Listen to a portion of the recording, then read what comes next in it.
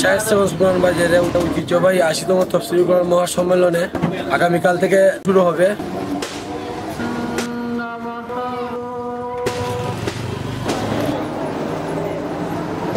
আসসালামু আলাইকুম। আশা করি সকলেই ভালো আছেন।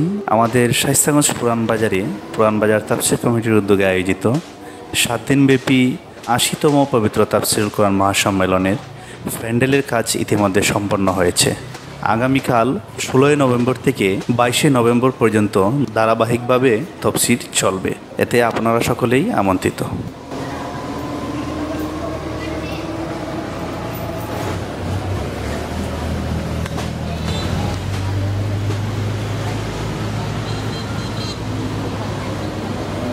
আসসালামু আলাইকুম।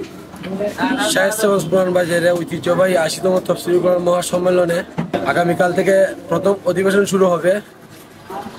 এখানে দেশের বড় উলামায়ে কেরাম যারা আছেন সবাই আসবেন, আপনারা যারা আছেন সবাই আসবেন।